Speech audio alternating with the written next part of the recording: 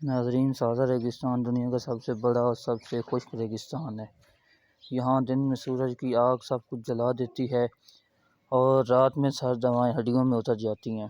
صدیوں سے لوگ اسے موت کی سرزمین کہتے تھے، لیکن حال ہی میں ایک ایسا واقعہ ہوا جس نے سب کو حیران کر دیا۔ ابراہیم تراورے نے سہارا میں ہزاروں اونٹ آزاد چھوڑ دیے۔ سوال یہ ہے کہ یہ قدم کیوں اٹھایا گیا اور یہ اونٹ اس بنجر زمین میں کیا تبدیلی لا سکتے ہیں؟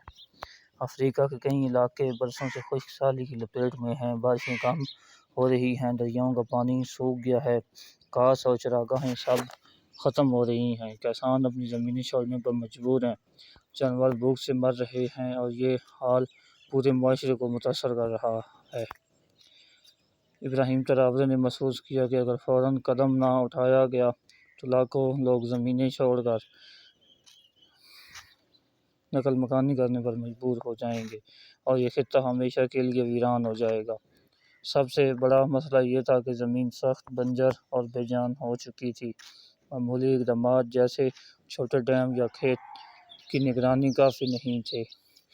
مقامی لوگ کہتے تھے یہ زمین دوبارہ کبھی ہریالی نہیں دکھائے گی۔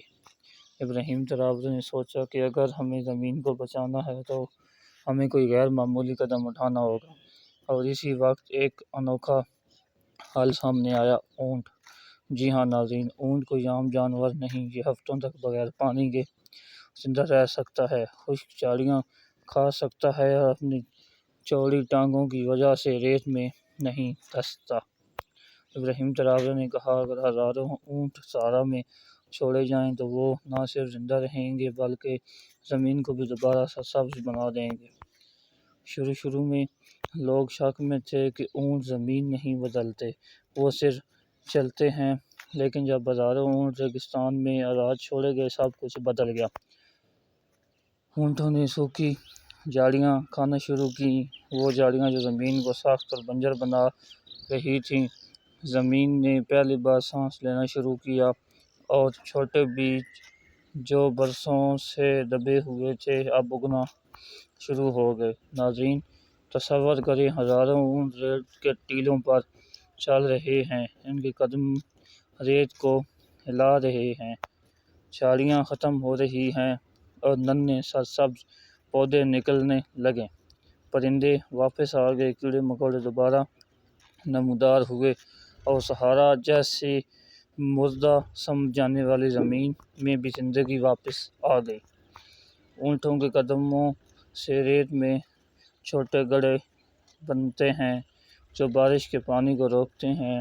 پہلے بارش ہوتی تو پانی فوراً بہہ جاتا یا بخارات بن کر اڑ جاتا تھا۔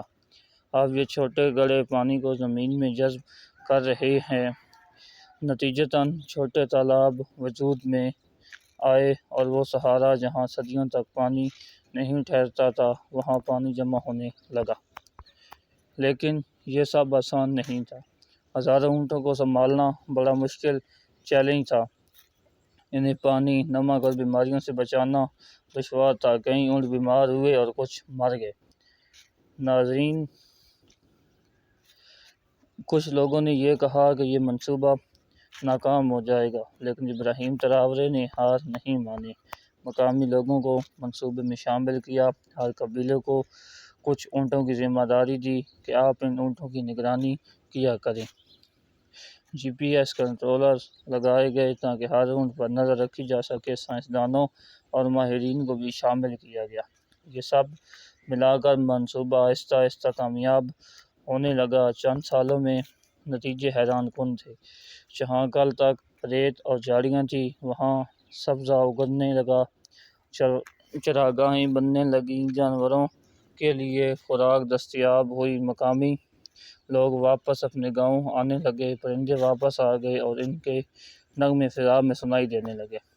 اونٹ زمین کو صرف سرسبز نہیں کر رہے تھے بلکہ ایک نیا ماحولیاتی نظام بنا رہے تھے۔ چھوٹے جانور واپس آ گئے، بیج اگنے لگے، پانی زمین میں جذب ہو رہا تھا۔ ماہرین نے مشورہ کیا کہ اونٹ کی موجودگی نے زمین کو درجہ حرارت اور نمکی میں بھی فرق پیدا کیا۔ ریت کے ٹیلے کم گرم ہو رہے تھے، زمین کی نمی بڑھ رہی تھی، چھوٹے ندی نالے دوبارہ بننے لگے۔ یہ سب کچھ اس بات کی تصدیق ہے کہ قدرت کے ساتھ ہم آہنگی انسانیت کے لیے کتنی اہم ہے۔